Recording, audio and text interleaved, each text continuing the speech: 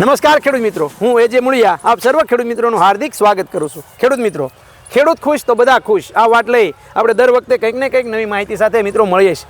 મિત્રો આજે આપણે વાત કરવી છે એ કેળના પાકની। કેળ જે છે એ ખૂબ જે છે એ કહેવાય કે ખૂબ મહેનત માગતો અને સાથે સાથે વધારેમાં વધારે ઉત્પાદન આપતો એવો આ એક પાક એટલે આ કેળનો પાક છે। આ કેળનું વાવેતર જે છે એ અમારા જેસર વિસ્તારની અંદર, જેસર પટ્ટાની અંદર એ ખૂબ મોટા પ્રમાણની અંદર એ થાય છે।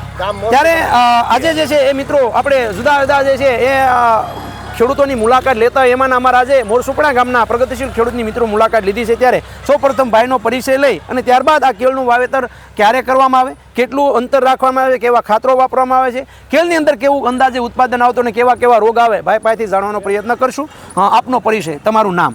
મારું નામ મધુભાઈ દડુભાઈ કામળિયા। મધુભાઈ દડુભાઈ કામળિયા, ગામ તમારું? ગામ મોરસુપણા। મોરસુપણા, તાલુકો? તાલુકો જેસર। તાલુકો જેસર, જિલ્લો ભાવનગર। તમારો મોબાઈલ નંબર? 9714002970।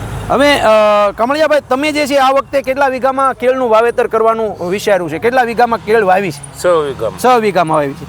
કેળનું બિયારણ જે છે એ ક્યાંથી લાવ્યા હતા અને કયું બિયારણ વાવ્યું છે? એ તો આણંદ બાજુથી મંગાવ્યું હતું। આણંદ બાજુથી મંગાવેલા હતા। રોપા લાવ્યા છો કે સીધી ગાંઠો લાવ્યા? ગાંઠનું વાવેતર કર્યું છે। અને ગાંઠનું વાવેતર જે છે એ એક ગાંઠ અહીંયા પોગતામાં ખર્ચ ₹5.5 થયા છે, બરોબર। અને કેટલું અંતર રાખ્યું છે? 2 હાર વચ્ચે 5x5, 2 હાર વચ્ચે અને 2 છોડ વચ્ચે 5x5 ના અંતરે વાવેતર કર્યું છે। વાવેતર ક્યારે કરી દીધું છે? ક્યારે?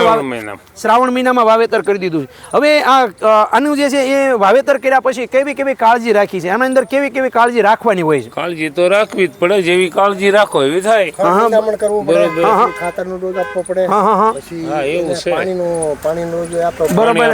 અત્યારે તમે કપાસની અંદર વાવેતર કર્યું અને હવે જે કપાસ કાઢીને હવે જે છે આની અંદર તૈયારી કરવાનું શરૂ કર્યું છે, તો હવે આમાં પાયાની અંદર કેવા કેવા ખાતરો, કેટલું દેશી ખાતર નાખ્યું? દેશી તો થોડું નાખ્યું। અત્યારે ડીએપી, પોટાશ અને સુપર, બરોબર। આ બધા ખાતરો જે છે પાયામાં નાખ્યા છે। પછી પૂરતી ખાતર તરીકે ઉપર ડોઝમાં કેટલા આપવાના, કેટલા દિવસે આપવાના થાય? પછી તો આને 20 દિવસે આપવાનું હોય। 20 દિવસે આપવાનું થાય, 20 બરોબર છે। હવે આ કેળ જે છે વાવ્યા પછી કેટલા દિવસે ઉત્પાદન આપવાની શરૂઆત કરશો? કેટલા દિવસે જે છે લૂમ આવવાની શરૂ થાય ને આપણે જ્યારે કેટલા મહિનાનો પાક ગણી શકાય? 10-12 મહિના 12 મહિને આખું કમ્પ્લીટ થાય? 11.5 થી 12 મહિના જેવો સમય લાગે।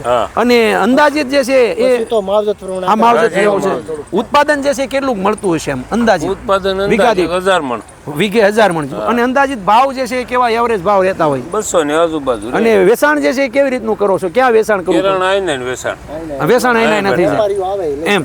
ખૂબ સરસ મજાની વાત મિત્રો આપણને કમળિયાભાઈ દ્વારા જે કરવામાં આવી કે ભાઈ આ કેળનું વાવેતર જે છે એ આપણા વિસ્તારની અંદર પણ થાય છે અને ખૂબ સારું ઉત્પાદન અને વળતર પણ જે છે સારામાં સારી રીતે મળતો આ પાક એટલે આ કેળનો પાક। અમારા ખેડૂત મિત્રો માટે ખૂબ સરસ મજાની માહિતી આપવા બદલ હું એજે મુળિયા આપનો ખૂબ ખૂબ આભાર માનું છું। ખેડૂત મિત્રો, ખેડૂત ખુશ તો બધા ખુશ। આભાર।